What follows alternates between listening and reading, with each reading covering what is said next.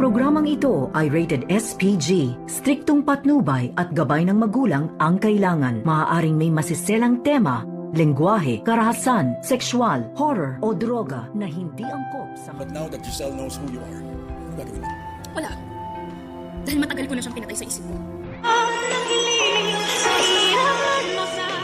Narito na nga ang ating pakabangan ngayong Lunes sa abot kamay na pangarap.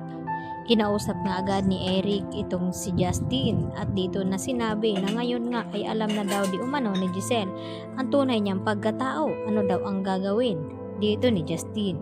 At ang sagot naman dito sa kanyang ama ay sinabi niya dito na nakakalimutan na daw niya sa isipan itong kanyang ina dahil hindi daw niya ito mapapatawa dahil sa pang-iwan nga sa kanya noon at nagawa ngang ipinamigay ni Giselle itong kanyang anak. Subalit ay may rason naman pala itong si Giselle nang makausap niya ng masinsinan itong si Justin ay humingi naman siya ng tawa dito at sinabi dito kay Justin na hindi niya alam na buhay pa pala itong kanyang anak dahil itinago daw pala ito ni Eric sa kanya at pinaniwala itong si Giselle na matagal nang nawala itong kanyang anak. Kaya dito naman napaiyak itong si Justin na niyakap ang kanyang ina at sa hindi nagtagal ay pinapatawad na rin naman dito ni Justin itong ang si Giselle. Sa kabilang banda, gusto naman na mangyari ngayon ni Giselle na ito nga ang ihirangin bilang co-owner itong si Justin ng Apex Hospital pangsamantala na hindi pa bumabalik itong mga alaala ni RJ at hindi pa nakarecover at nagkamalay itong si Don Pepe.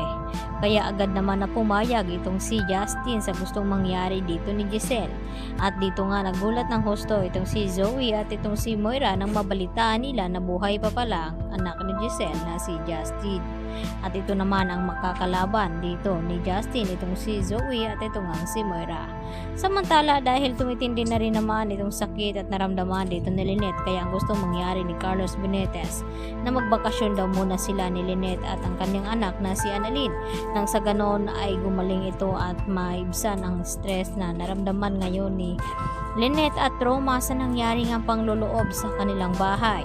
At dito nagpasya itong si Annalyn na sama ang kanyang ina sa papuntang Japan at dito naman nag-enjoy itong dalawa at sumunod naman itong si Doc Lindon Javier at itong si RJ kasama na dito itong si Zoe at itong si Moira.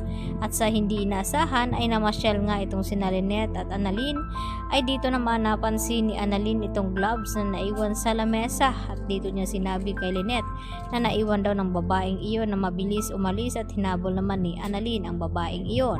At sa hindi inasahan ay kinagulat naman ni Annalyn nang makita at kung sino ang babaeng nakaiwan ng gloves na iyon ay walang iba kundi itong si Moira.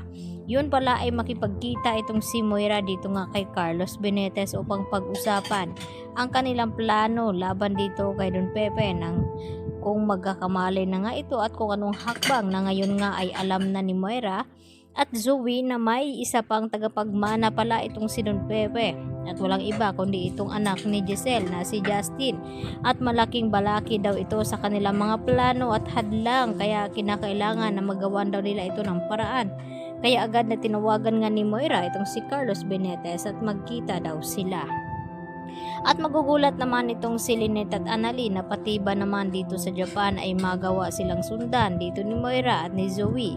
At ganoon din itong si RJ at itong si Giselle dahil gustong mangyari ni Giselle na gusto niyang makabawi dito sa kanyang anak na matagal nang nawalay sa kanya. Kaya yan naman ang ating pagkatutukan at aabangan bukas mga kapuso sa bagong taon at bagong season ng Abot Kamay na Pangarap. Yan lang po at maraming salamat.